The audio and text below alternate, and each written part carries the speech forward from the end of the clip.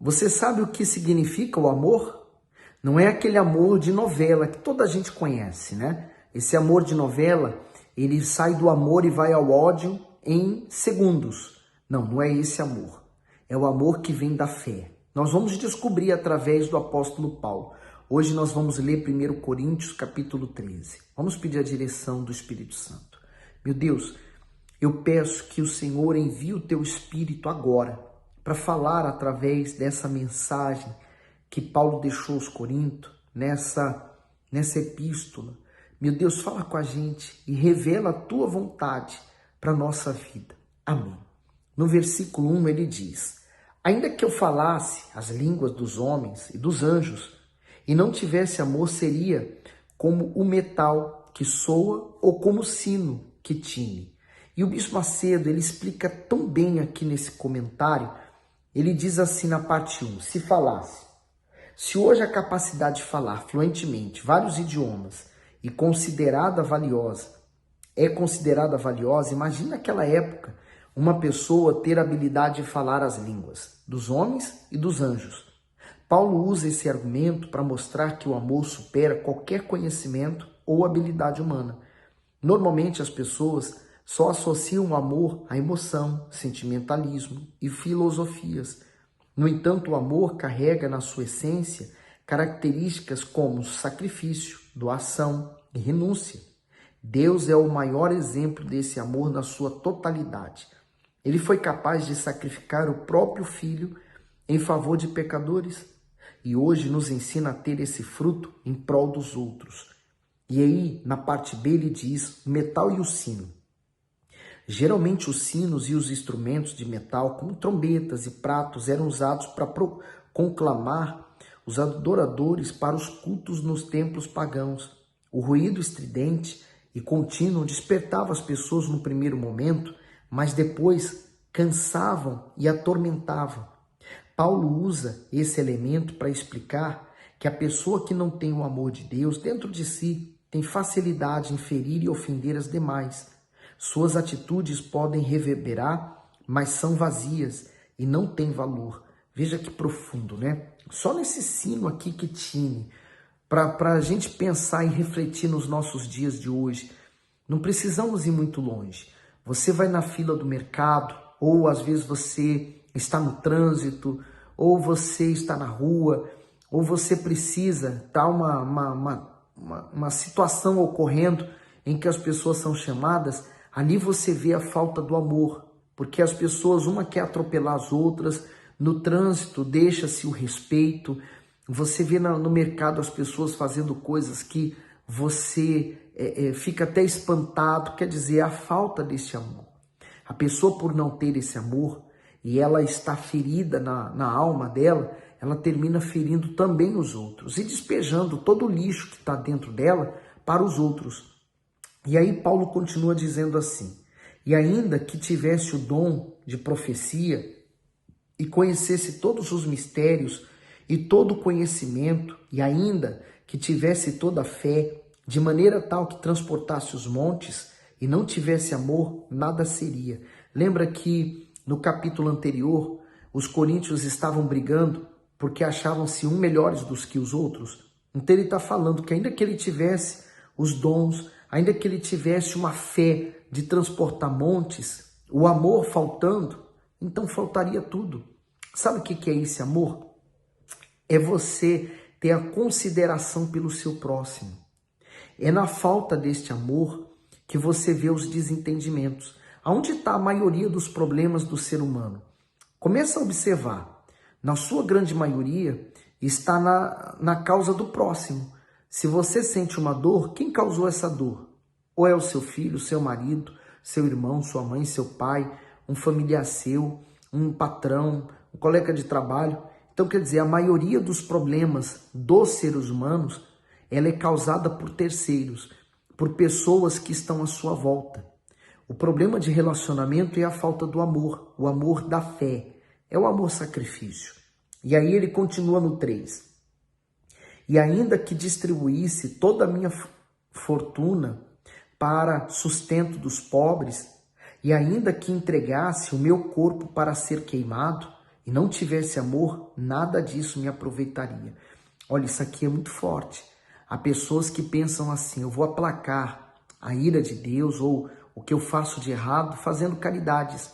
Aí ela pega, dá cesta básica para a pessoa, compra roupa, compra comida para aqueles que estão mais carentes, porque ela pensa assim: olha, eu estou fazendo isso, estou fazendo um bem.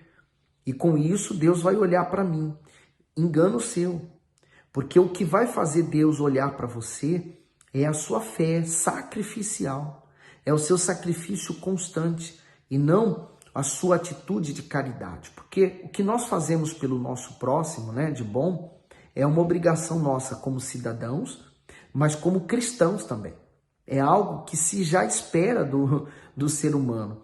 Agora, você sacrificar lá no seu coração, isso aí exige de você uma certa atitude de fé. O 4, o amor é sofredor, é benigno. Mas vamos ao detalhe, né? É sofredor e é benigno. Mas não é esse sofrimento que você conhece. Que às vezes a pessoa fala: eu estou sofrendo por amor. Não, não é esse sofrimento. O que a gente sofre, vou usar o meu exemplo, como pastor da igreja, às vezes a gente tem que ter uma paciência enorme com aquelas pessoas, cabeças duras. Elas estão fazendo tudo errado e às vezes nós tentamos abrir os olhos dela e elas, em outras palavras, dizem assim: olha, eu não preciso da sua ajuda para nada. Para que você está aqui tentando me ajudar? Eu sei o que eu estou fazendo. E elas continuam sofrendo. Então, é esse o amor que nós temos pela alma das pessoas. Sabemos que muitas pessoas, se morrerem na condição em que elas estão, elas vão perder o maior prêmio, que é a salvação. Então, a gente luta, a gente faz de tudo para que aquela pessoa se salve. Mas esse é o sofrimento que dá em nós, pelo amor que nós temos pela obra, pela alma das pessoas. E ele é benigno porque ele sabe esperar. Ele aguarda os momentos certos. Ele sabe que Deus também é misericordioso. Então o 4 de novo. O amor é sofredor, é benigno. O amor não é invejoso.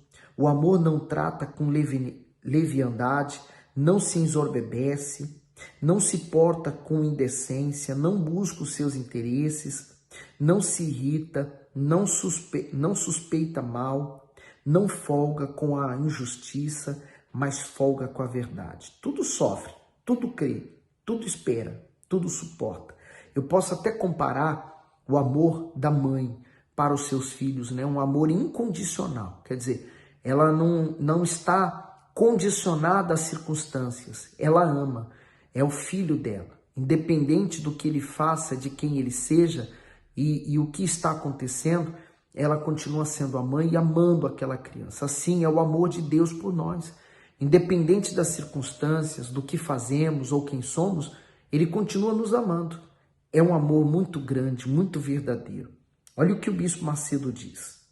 O amor é, nestes versículos, Paulo faz uma descrição minuciosa, listando 15 características sobre o amor.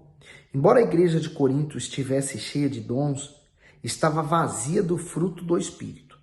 O contraste entre as contendas vividas pelos membros e a qualidade e as qualidades do amor, revelados pelo apóstolo, mostram o quão longe eles estavam do propósito de Deus. Nas repreensões contidas na epístola, vemos que os cristãos de Corinto eram impacientes, descontentes, invejosos, egoístas, interesseiros, indecorosos, orgulhosos, maledicentes, justamente o oposto de quem se conduz com fé, caráter e amor. E é importante que você note que na igreja hoje, física, a igreja onde você frequenta, você vai encontrar pessoas assim. Pessoas que nutrem no interior dela uma inveja com respeito aos outros. Pessoas que ainda estão carecendo do novo nascimento.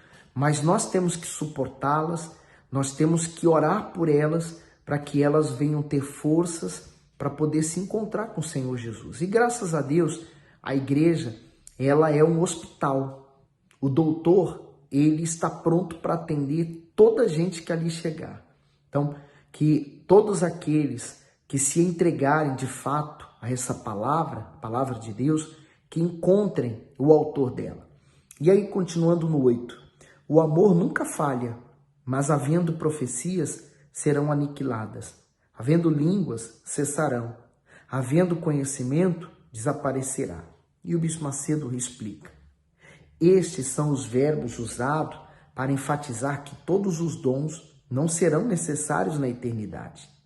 Em um vislumbre do céu, Paulo mostra que a excelência do amor consiste não somente nos seus bons efeitos terrenos, mas, sobretudo, na sua permanência eterna.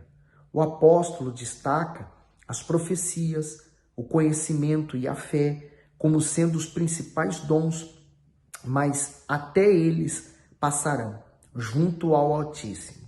Não precisaremos mais de nenhum dom, exceto do amor.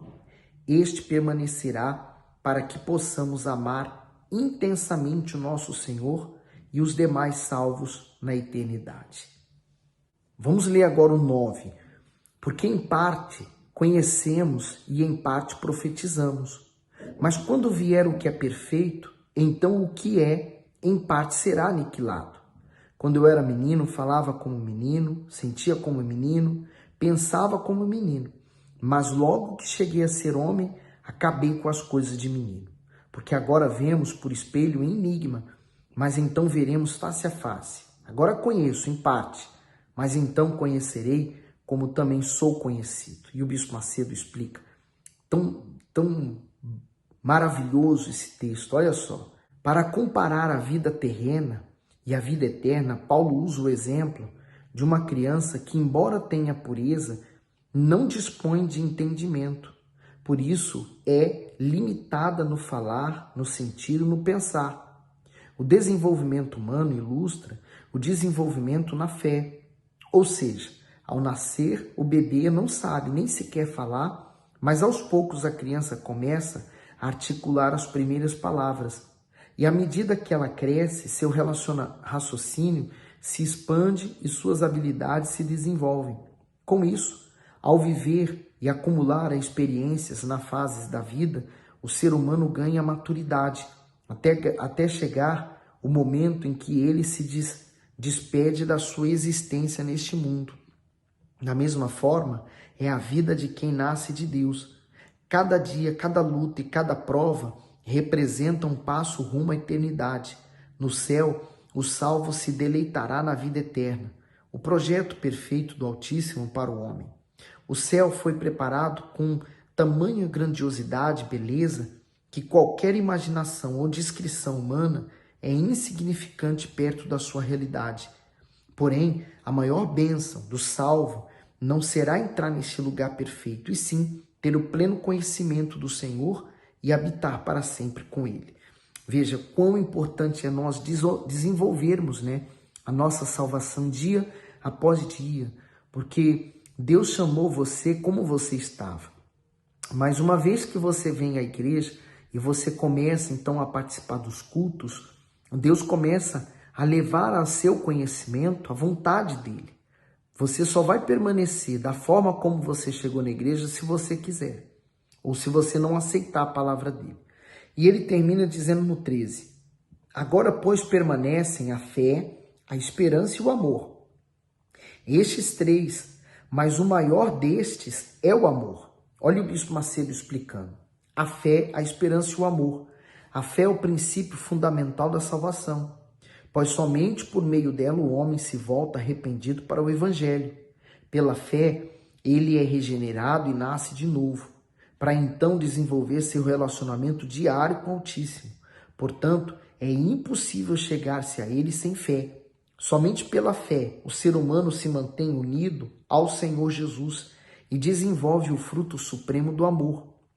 E é o amor que mantém o Altíssimo interessado em suas criaturas. Com ele, o Senhor foi capaz de sacrificar o seu unigênito. Já a esperança é a confiança no cumprimento das promessas divinas e na vida eterna, que será uma realidade para o justo. Logo, as três virtudes caminham juntas neste mundo para nos conduzir ao céu. Quando finalmente tivermos alcançado aquilo que nos foi prometido no porvir, a fé e a esperança terão cumprido o seu papel, permanecendo então o amor. Assim amaremos a Deus e aos demais salvos de modo perfeito, contínuo e intenso por toda a eternidade. Então, tudo na palavra de Deus, ela gira em torno da salvação, da vida eterna, da vida com Deus. E é isso que você não pode, de maneira alguma, desprezar na sua vida. É a sua vida com Deus. Para onde irá a sua alma? A sua alma está salva? Você está preparado para a morte? Você para pensar nisso? Era bom que você pensasse. Por isso, reflita nessas palavras e releia novamente a Bíblia. Deus vai falar e continuar falando consigo, tá bom? Que Deus ilumine e abençoe você.